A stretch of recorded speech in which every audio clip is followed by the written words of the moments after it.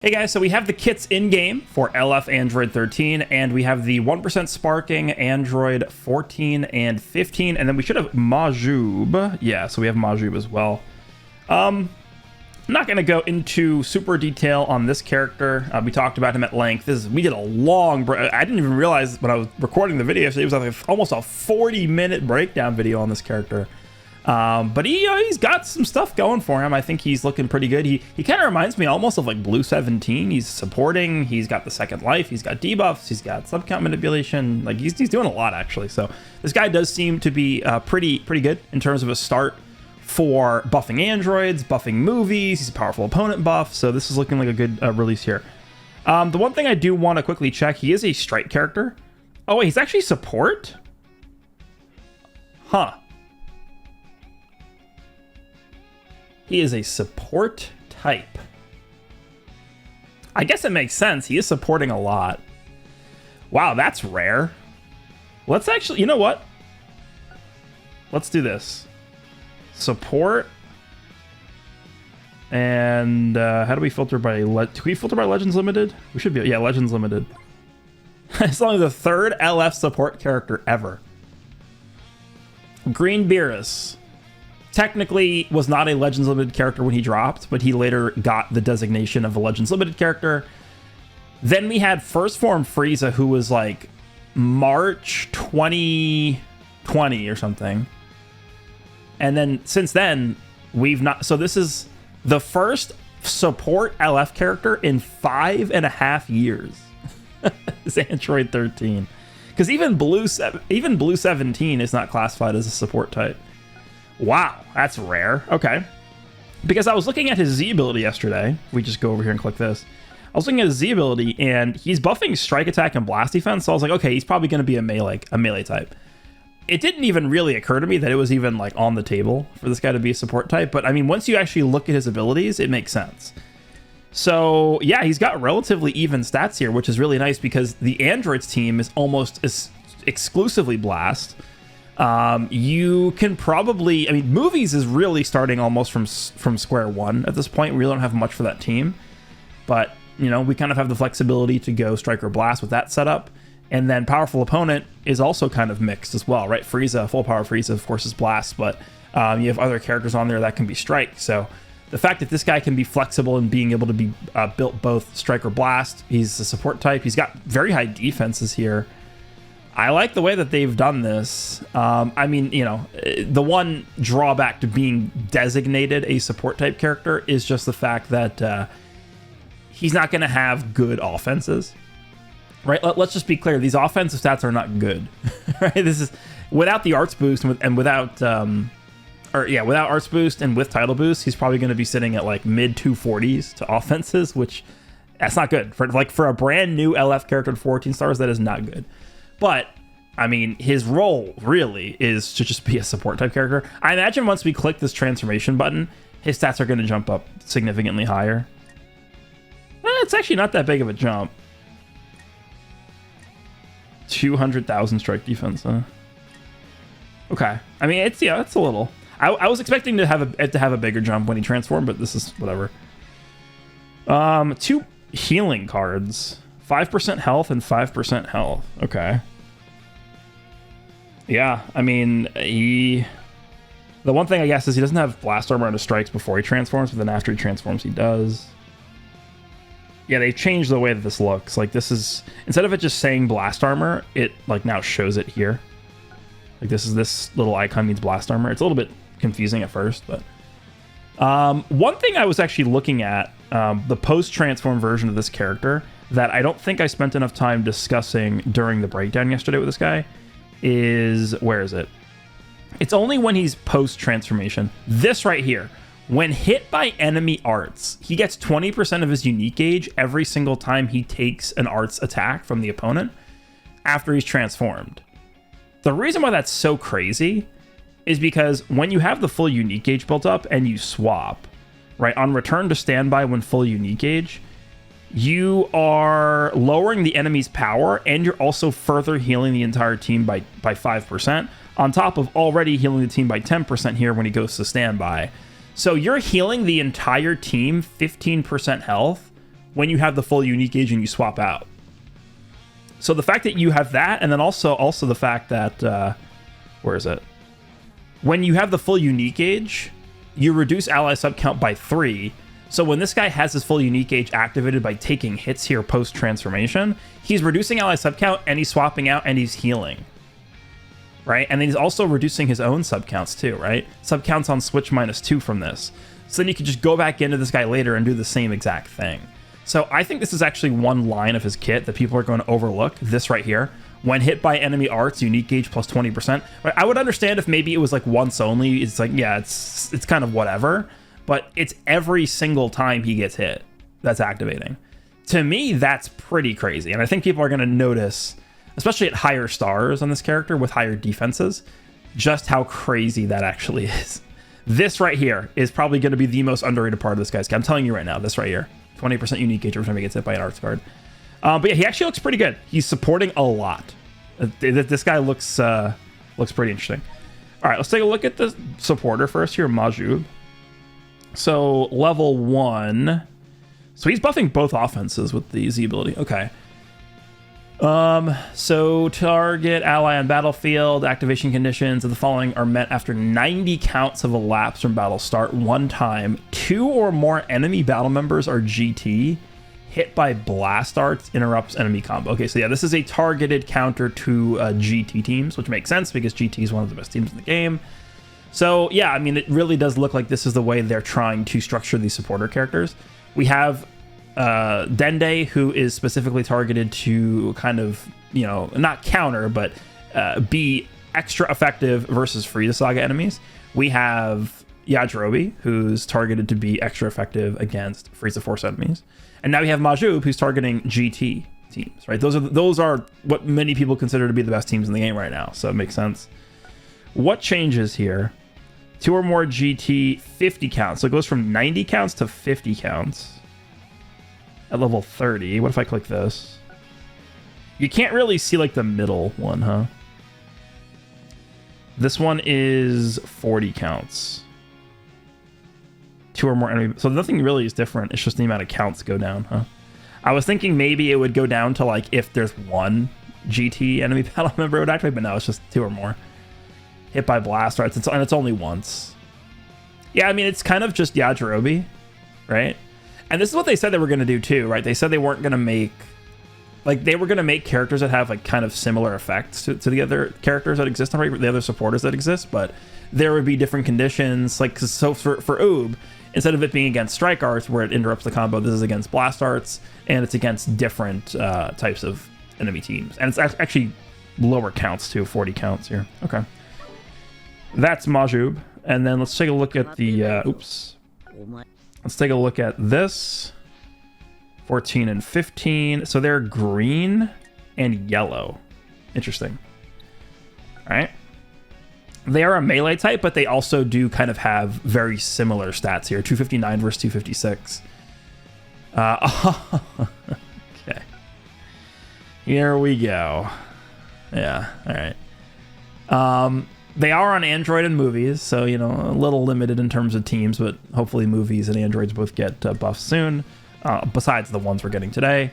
Normal, strike, and blast. So this is, we're looking at 14 first here.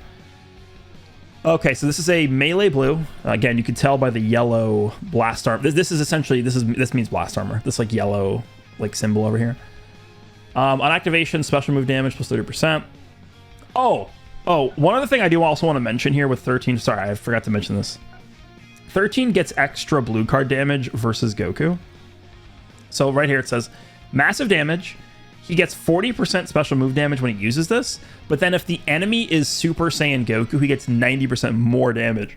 The one thing I do want to mention with this is all that you have to do with this, because this is on activation, as long as Super Saiyan Goku is on the battlefield when you activate this blue card, you are still going to have the buff, even if the opponent cover changes to somebody else.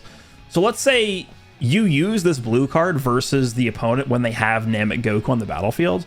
If the opponent cover changes into, I don't know, let's just say like Super Saiyan 4 Vegeta or something, even though that wouldn't be a very good idea, but if they do go into Super Saiyan 4 Vegeta against this will still be active. this extra 90% damage will still be active on this because you used it while Namek Goku was on the battlefield, because it's on activation. So that's pretty important, because as long as you just use this, they can switch characters and you're still going to get hit by the super massive juiced up damage. So just wanted to make sure I pointed that out, because I don't think I actually mentioned that in the breakdown yesterday. All right, let's go back here. So this is 30% blue card damage. Also, when special arts is enhanced. Okay, we're doing this. Special move damage plus 20% on cancelable. Enemy sub counts on switch plus 2. Okay, so that's the debuff. That doesn't automatically afflict the enemies with plus 2 sub counts. On hit, destroy 3 enemy cards. All enemies draw speed -1. Okay. And then the green is a stop time green, it looks like.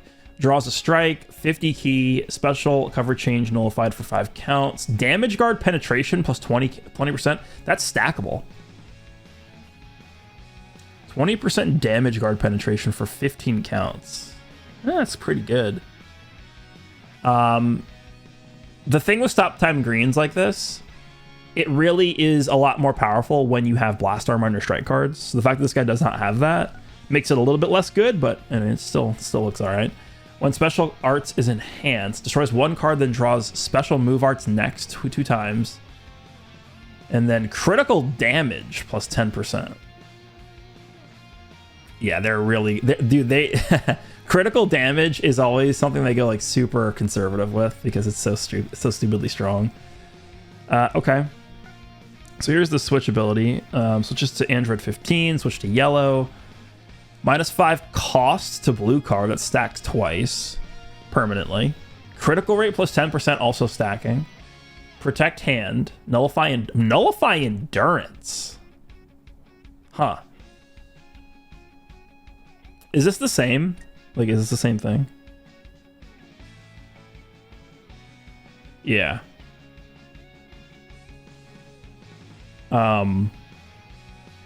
Wait. Yeah, cancel attribute downgrades is also really strong here too. So you only enhance this when you go from 15 to 14. So you start as 14, then you go to 15, and then you have to go back to 14 to enhance your blue and green cards.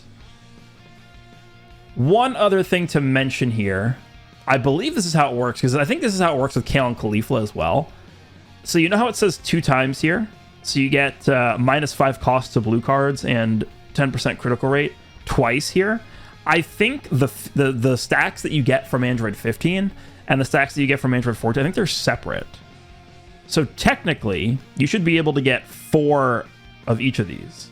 You should be able to reduce special move cost by 20, and you should be able to get 40% critical rate total. But that would require that you swap 4 times, right? So you go 14 to 15, 15 to 14, 14 to 15, and then 15 back to 14. And then you have the full 40% critical rate and -20 special move cost. And the reason why it works like that, by the way, is because technically these switch abilities are different, right? This one is called Kill, and this one is called Goku. So, yeah, I think that's how that works. All right, so back over on 14, double offenses, 35% to both offenses, and then 18% to movies defenses. So it's movies or androids. Yeah, makes sense. So that's their only teams, right?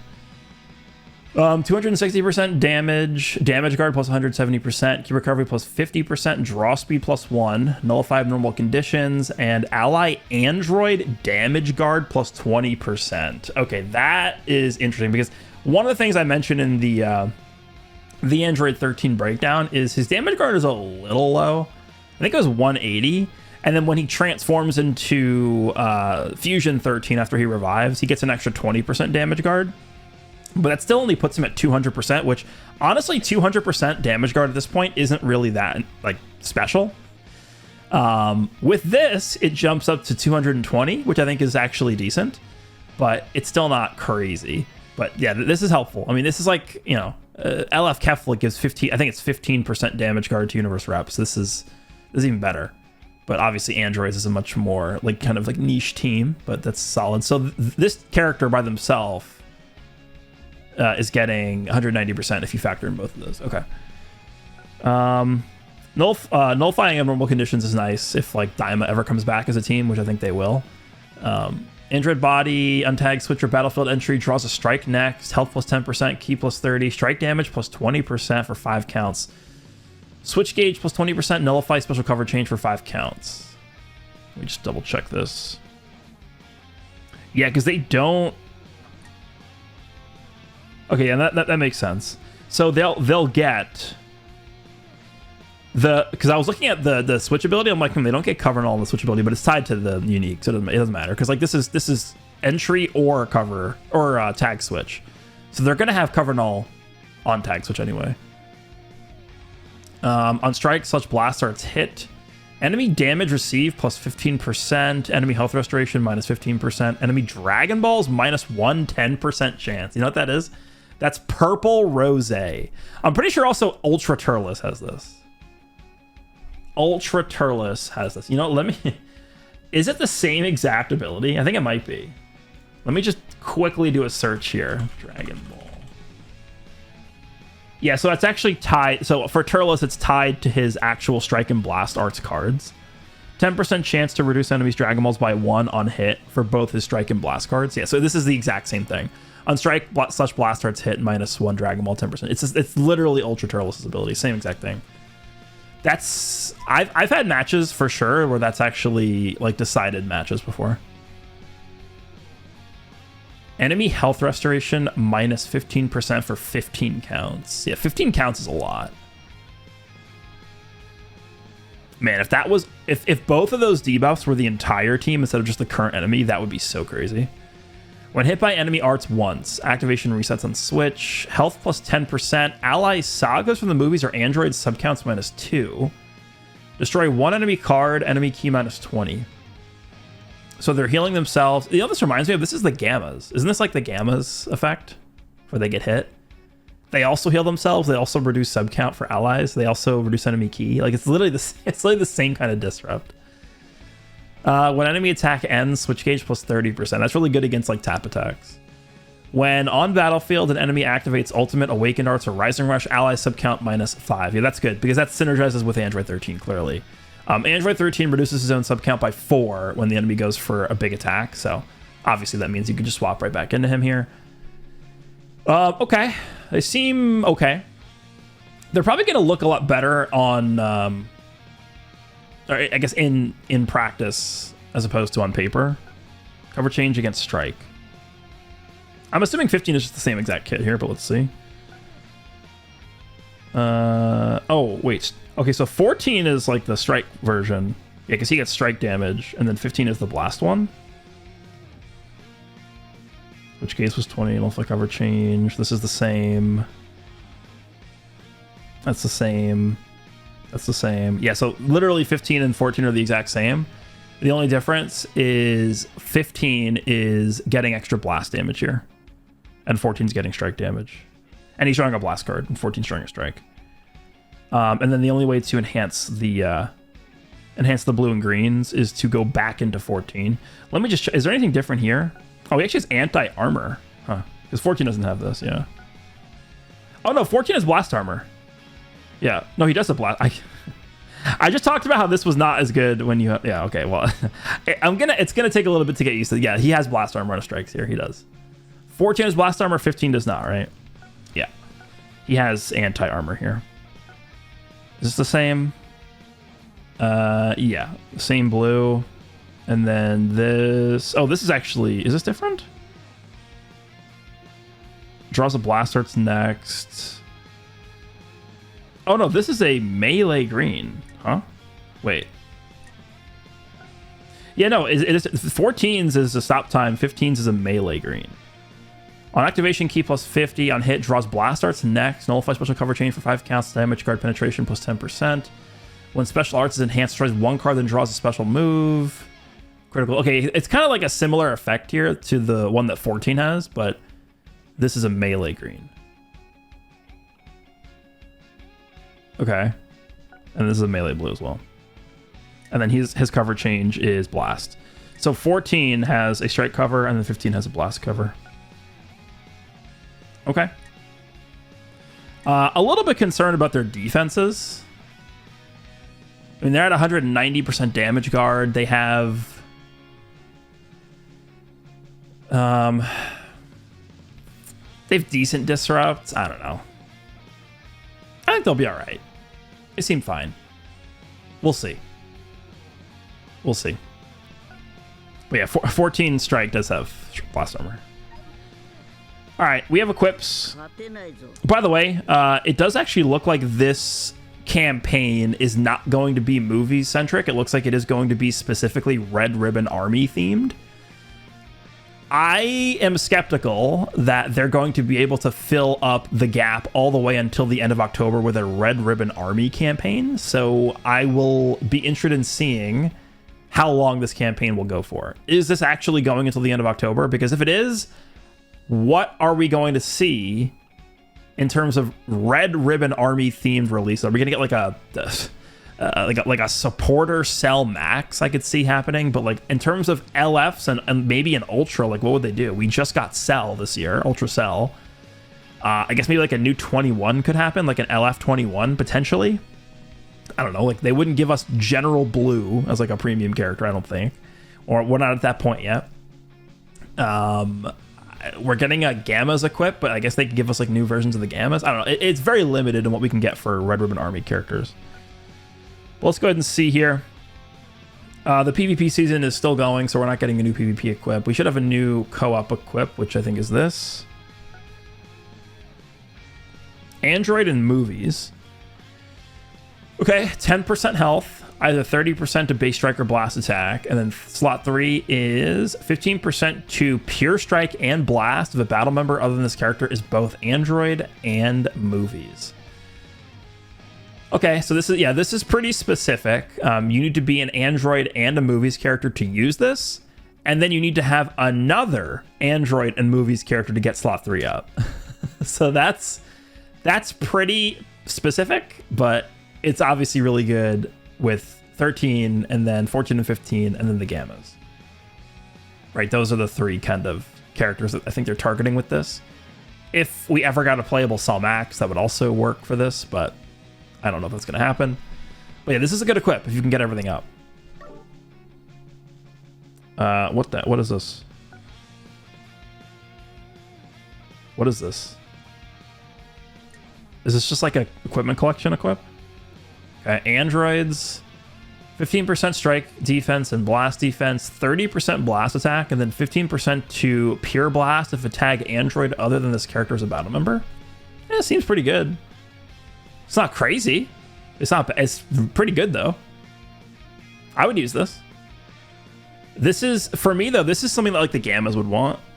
This is not, well, Ultra Cell would like this, right? I mean, you could throw this on 13 if you're running them on a blast team. Yeah, it's a solid equip. I don't know how you get this. Is this just from equipment collection? I don't know. Actually, this is just a random unique equip. All right, and then we should have an awakened equip as well here. Oh yeah, the Gamma's equip. We'll do that last. Here we go. What is this? This is, oh wait, oops. This is like the Dr. Giroux's laboratory equip. I used to use this on like every Android's character back in the day. If you guys okay, this is taking a while. Come on, please. Please work. There we go. Yeah, this is okay. You know what? Give me a second here. Okay, yeah, this is Dr. Giroux's computer for androids. 30% to strike or blast attack in slot 1, 15% to both defenses in slot 2, and then 10% to own strike and blast defense if a tag android other than this character is a battle member. Yeah, it's pretty solid. I mean, again, it's not like, oh my god, must use on every android character, but this is pretty good.